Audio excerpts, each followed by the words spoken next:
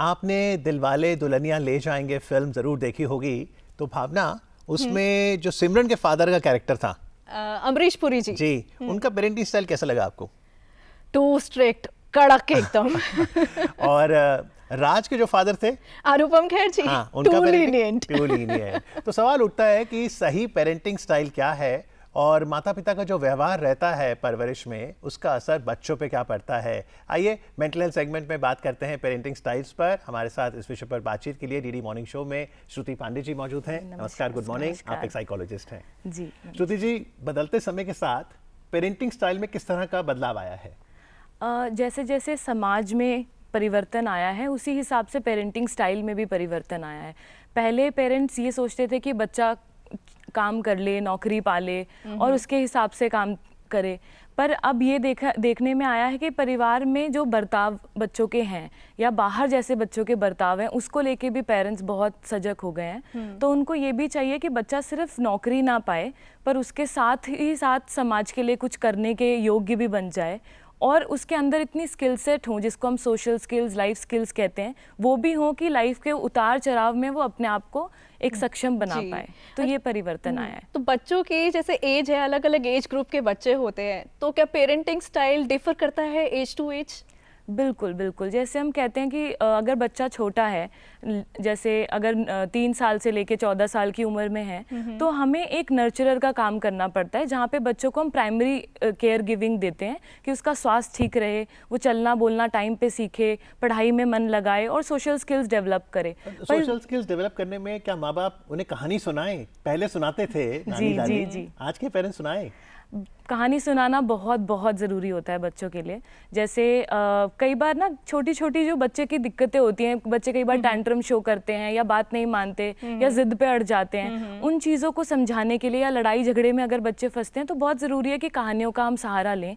और रात में स्पेशली, चाहे आपका बच्चा किसी भी एज ग्रुप का हो, उसके साथ बैठ के 10 मिनट कहानी सुनाना बहुत ज़रूरी है। आप अलग अलग चीज़ों से बच्चों को कहानी सुना सकते हो, अपने उनकी प्रॉब्लम्स निकाल के, और उसको फिर एक हाथी चींटी की कैरेक्टर देखे और उस हिसाब से जैसे जनरली होता है आमतौर पे जो बच्चों की माएँ होती हैं, मम्मी होती हैं, वो एक एग्जाम्पल देती हैं कि जैसे एक प्रिंसेस हुआ करती थी, वो बहुत अच्छी बच्ची थी और उसको ऐसा करना चाहिए था, वो ऐसा करती थी।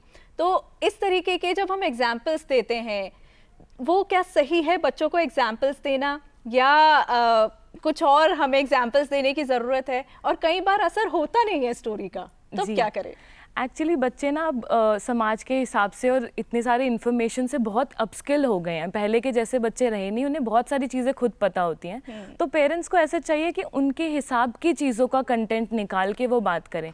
जैसे अब प्रिंसेस के कैरेक्टर्स और उन सब को लेके बच्चे उतने ज़्यादा आकर्षित भी नहीं होते, तो एनिमल कैरेक्टर्स को लेके बच्चे खुश होते हैं या कार्टून कैरेक्टर्स को लेके खुश होते हैं। उनमें से लेके और उनकी डेली लाइफ की प्रॉब्लम निकाल लें। तो जैसे आप एक सुना रहे थे कहानी, हाथी वाली, पिज़्ज़ा वाली। जी, तो जैसे एक हाथी था और हाथी जा रहा था और एकदम से उसकी क्लास टीचर मैम थी, उसकी क्लास टीचर थी एक शेर, तो वो बड़ा डरता था अपनी क्लास टीचर मैम से। तो ऐसे करके कहानियां सुनाना कि वो बड़ा डरता था, तो उसको लगा अब कैसे मदद लें, तो वो एक हिरन के पास गया। हिरन उसका दोस्त था, तो उसने बोला डरने की ज़रूरत नहीं है, तुम अपने माँ बाप से भी बात कर सकते हो। या ऐसे करके एक बच्चे के लिए बिल्ड करना कि वो बच्चा अगर डरता भी है, तो आप सीधे नहीं बोल रहे हो कि मत डरो, आप उसके लिए उसके हिसाब के आपने कंटेंट बनाया और उससे बातचीत कर रहे हैं, तो वो बहुत हेल्प करता है। एक बात तो तय है कि उम्र कोई भी हो, कहानी सुनना सुनाना हमको बहुत से लगता है। जब श्रुति जी वो हाथी और हिरन की कहानी सुना रही थी, हम सबको आनंद आया।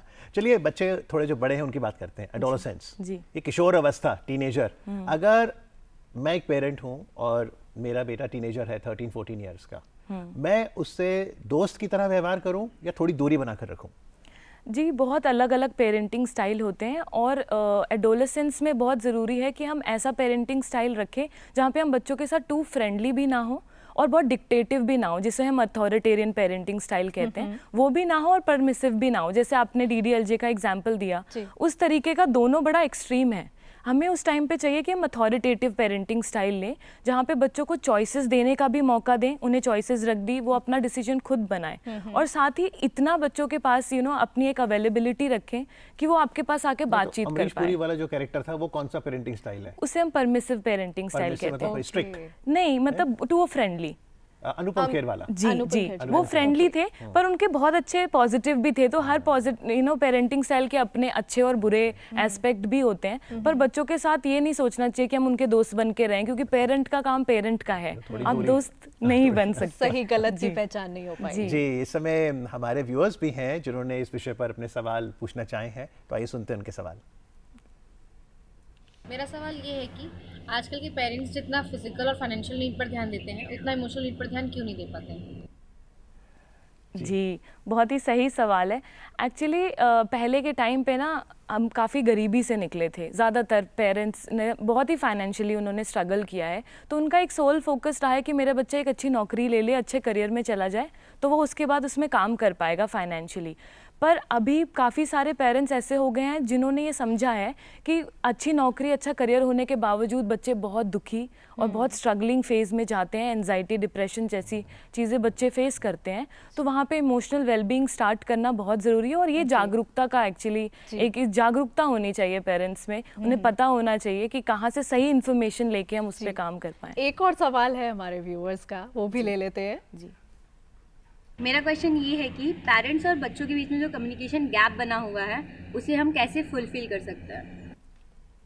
जी, ये इसका जवाब बहुत ही अच्छा है जो हम दे सकते हैं। कम्युनिकेशन गैप के लिए एक्चुअली दोनों पार्टी को एकजुट होके करना पड़ेगा। जैसे पेरेंट्स अगर बात करते हैं बच्चों से किसी भी तरीके का, तो उसमें हमें ये एज अ चाइल्ड भी बहुत ज़रूरी है कि हम उनकी बात को समझें और उनसे सवाल इस तरीके से पूछें कि वो हमारे अगेंस्ट में नहीं है, वो पेरेंट वर्सेस चाइल्ड नहीं है। नहीं, तो जो ज़्यादातर जब मानसिक सेहत पे बात हो, क्योंकि संवाद जरूरी है, पेरेंट अपने बच्चों से मेंटल हेल्थ पर कॉन्वर्सेशन स्टार्ट कैसे करें? मेंटल हेल्थ एक्चुअली हमारी लाइफ का पार्ट है, तो बड़ा इजी है इसके बारे में बात करना। जैसे आप सीधा सवाल पूछ सकते हो कि आपको क्या क्या करना है अपनी लाइफ में, क्या क्या करने में मज़ा आता है, उससे भी आप मेंटल हेल्थ से रिलेटेड काफ़ी चीज़ें निकाल सकते हो कि उसको ये करने में क्यों मज़ा आता है। जैसे बच्चे जिन्हें थिएटर में जाने में मज़ा आता है, वो एक्सप्रेस करना चाहते हैं, उन्होंने अपना जवाब सीधे दे दिया, तो वैसे करके चीज़ें निकाल सकते हैं। और साथ ही अगर आप किसी प्रॉब्लम में हो, क्योंकि पेरेंट्स भी काफ़ी प्रॉब्लम्स में जाते हैं, अपने बच्चे से बात छुपाएं ना, सामने उसके बैठ के बातचीत रखें कि हाँ, आज मेरा मन घबरा रहा है, हम क्या कर सकते हैं कि मन ठीक हो जाए, तो बच्चे भी कोपिंग मैकेनिज्म सीखेंगे। जी।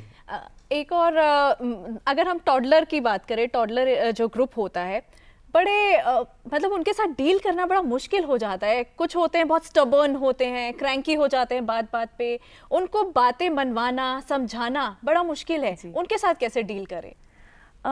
एक्चुअली बच्चे ना उस एज में इमोशनल रेगुलेशन नहीं जानते, उनको इमोशंस के बारे में पता नहीं होता, वो जिस भी जगह होते हैं उन्हें जो आता है वो एक्सप्रेस करते हैं और उनको उनकी इंटेंसिटी नहीं पता होती।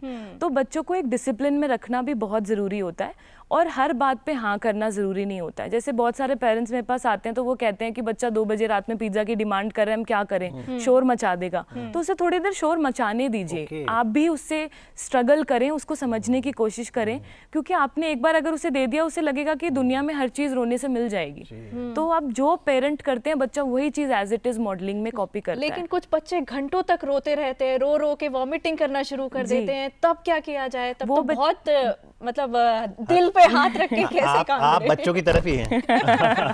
जी, एक्चुअली बहुत डिफिकल्ट होता है parenting, it's not an easy thing. तो पेरेंटिंग में हमें ये समझना पड़ेगा कि हम अगर गिव अप कर देंगे एज अ पेरेंट, तो बच्चा समझ जाएगा कि कहीं ना कहीं समाज उसी हिसाब से चलेगा। तो क्योंकि घर जो होता है ना, वो समाज का एक मिनी क्रिएचर होता है, बच्चे उसी से चीज़ें सीखते हैं। तो बच्चा अगर क्रैंकी भी है तो आप पहले तो उसकी नीड समझो कि क्यों ऐसा कर रहा है, उसको क्या कौन सी चीज़ अभी चाहिए, और नहीं हो तो धीरे धीरे करके आधे घंटा डिले, 1 घंटा डिले, फिर 2 घंटा डिले, ऐसे करते हैं। जी, एक और व्यूअर हैं अपने सवाल के साथ। जी, ये है कि अपनी मेंटल हेल्थ के बारे में पेरेंट्स से कैसे बात किया जाए, क्योंकि इंडियन सोसाइटी में अभी नॉर्मलाइज नहीं हुआ है। क्या भारतीय समाज में मानसिक सेहत पर बातचीत हो रही है पेरेंट्स और बच्चों में? काफ़ी जगह बातचीत बिल्कुल हो रही है पेरेंट्स की इन सब चीज़ों में, जहाँ पे टीचर बहुत अच्छा एक मीडिएटर का रोल करते हैं। वो अच्छे तरीके से उन चीज़ों को बीच में लेके आते हैं कि यहाँ पे बच्चा शायद किसी चीज़ को लेके स्ट्रगल कर रहा है और यहाँ पे हेल्प करने की ज़रूरत है। जैसे इस सवाल में पूछा गया कि कैसे बात शुरू करें और कैसे उस गैप को ओवरकम करें, तो वहाँ पे बच्चों को अपनी बात को खुल के रखना सीखना पड़ेगा और साथ ही पेरेंट को बच्चों की जो भी बात है बिना नानुकुर किए, जिसको हम कहते हैं कि जो भी बात है उसको एज इट इज़ एक्सेप्ट करें।